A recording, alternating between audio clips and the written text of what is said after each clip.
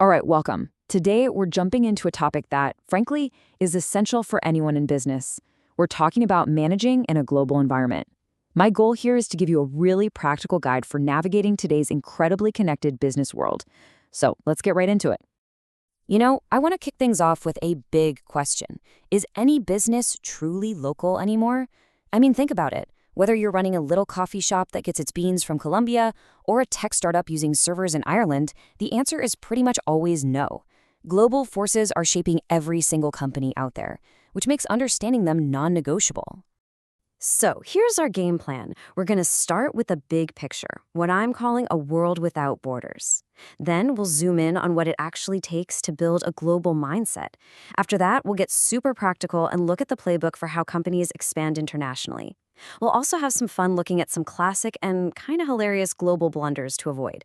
And you're definitely going to want to stick around to the end, because I've got a pro tip that'll help you absolutely ace any exam question on this topic. Okay, let's dive into our first section. A world without borders. See, before we can even talk about managing in a global world, we've got to understand the massive forces that erase the old boundaries and created the interconnected economy that we live in today. And the engine driving all of this has one name: globalization. Now, the textbook definition is right here: the increased flow of goods, services, capital, people, and ideas across borders. But what does that really mean? Well, it means the phone in your pocket was probably designed in California, assembled in China, using parts from South Korea and Germany. That, right there, is globalization. So why did the world get so borderless? It really boils down to a few key things that all feed off each other. First, trade barriers, like taxes on imports, came way down. At the same time, communication became instant and basically free, so a design team in one country can work with a factory in another in real time. This combo leads to what we call converging consumer tastes. A teenager in Tokyo sees what a teenager in Toronto is wearing online, and suddenly they want the same sneakers. The crucial thing to get is that these forces create this massive feedback loop, opening up huge opportunities, but also brand new challenges for managers. Okay, so we've set the global stage, but just knowing the stage is there isn't enough, right? You have to know how to perform on it. And that brings us to section 2, developing a global mindset. This is all about rewiring your own perspective, and trust me, it goes way deeper than just collecting stamps in a passport. To really win in this borderless world, you just can't operate with a purely local view. You can't just apply your home country's rules and assumptions everywhere and expect it to work. It won't. What you need is a global mindset, and that just means being able to understand, appreciate, and even influence people and systems that are totally different from your own. It's about seeing the entire world of business through a truly international lens. So what does that actually look like? Well, a global mindset means appreciating that social norms are different everywhere.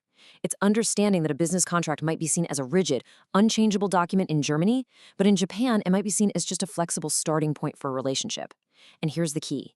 It's about genuinely engaging with those differences and seeing all this complexity not as a headache, but as a massive opportunity for innovation. Okay, to build that mindset, we need a little vocabulary. Let's do a quick fire round. First up, culture. This is the bedrock of everything. It's the shared set of beliefs, values, and behaviors for any group of people. Think of it like the invisible software that's running a society in the background. Next, culture shock. If you've ever traveled anywhere totally new, you've probably felt this. It's that feeling of confusion, of being a little bit lost, when you're dropped into a completely unfamiliar environment. For managers, understanding and preparing for culture shock for themselves and for their employees is absolutely vital. And finally, the big one to avoid: ethnocentrism. This is the tendency to think that your own culture's way of doing things is the best way, or maybe even the only way. An ethnocentric manager is basically guaranteed to fail on the global stage because they'll be completely blind to what local customers actually want and need. It is the exact opposite of a global mindset. Now, who are the main actors driving this whole global game? Well, the biggest players on the stage, by far, are the multinational corporations, or MNCs. And honestly, their scale it's almost hard to wrap your head around.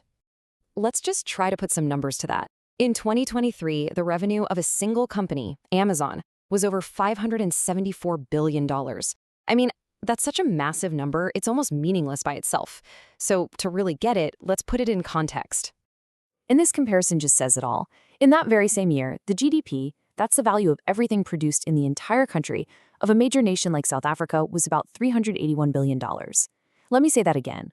One company's annual sales were significantly larger than the entire economic output of a country. That's the kind of power and influence we're talking about with MNCs. Okay, so we get it. The world is global. We know who the big players are. But how does a company actually go global? Let's move to our next section and check out the international playbook. I love this visual. You can think of it like a ladder of international expansion. As a company moves up the rungs on this ladder, its commitment, its cost, its risk, and, this is important, its level of control all go up. You don't usually just jump straight to the top. So let's walk up the ladder. The first, lowest rung is usually exporting. A small craft brewery starts selling its beer in a neighboring country. It's pretty low risk. A step up from that is outsourcing or licensing, where you might let a foreign company make and sell your branded t-shirts for a cut of the profits. Getting more serious, you have a joint venture, where you partner up with a local company to, say, build a factory together, sharing the costs and the risks. And at the very top, with the most control but also the most risk, is a greenfield venture. That's when a company like Ford decides to build a brand new car plant from the ground up in a foreign country. And now for the really fun part. Going global is tricky, and when you get it wrong, it can be, well, really, really embarrassing. This next section is all about why cultural awareness isn't some soft skill. It is a hard cash business necessity. Here's a classic case. When the American beer company Coors brought its slogan, "Turn it loose," to Spain, they didn't realize that in local slang, the translation was a little different. The Spanish campaign was widely interpreted as telling customers to suffer from diarrhea, not exactly the refreshing message they were hoping for. And it happens all the time. When Ford was marketing its cars in Belgium, they wanted to emphasize the car's high-quality body. The problem was, a literal translation of their slogan came out as, "Every car has a high-quality corpse." Again, probably not what the marketing team had in mind. So the takeaway from these blunders is crystal clear. You can have the best product in the world and the smartest strategy, but if you don't have a deep, genuine understanding of the local sociocultural environment, you are just setting yourself up to fail. All right, we've covered the theory, the strategy, and the cautionary tales.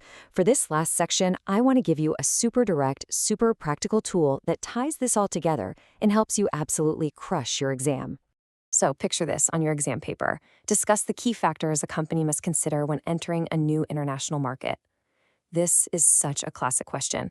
It tests basically everything we've just talked about. So how do you give a perfect A+ answer? Here is your secret weapon. You answer it using this 3-factor framework. Instead of just randomly listing a bunch of ideas, this gives your answer a brilliant, clean structure that shows the examiner you know exactly what you're talking about. It covers all the bases. Here's how it works. You build your answer around 3 pillars. First, the economic environment. Here you talk about stuff like per capita income. Does the market have enough money to buy your product? You'd analyze the infrastructure. Are the roads and ports good enough to even get your product to customers? And you'd consider exchange rates. Second, you tackle the sociocultural environment. This is where you bring in our talk on culture. Local values, language, religion, all of this will shape your marketing. Even how people view time can affect negotiations. Third, the legal political environment. You have to look at political risk. Is your investment safe? And you'd analyze practical things like tariffs and local laws. Use this framework, and I promise you, your answer will be structured, comprehensive, and get you top marks. So we've covered the what, the why, and the how of managing in a global environment. From the massive forces creating this borderless world to the practical mindset and strategies you need to succeed in it. The world is definitely more complex, but it is also packed with more opportunity than ever before. Which really just leaves one final question for you. In a world this connected, what's the biggest global opportunity that you are going to seize?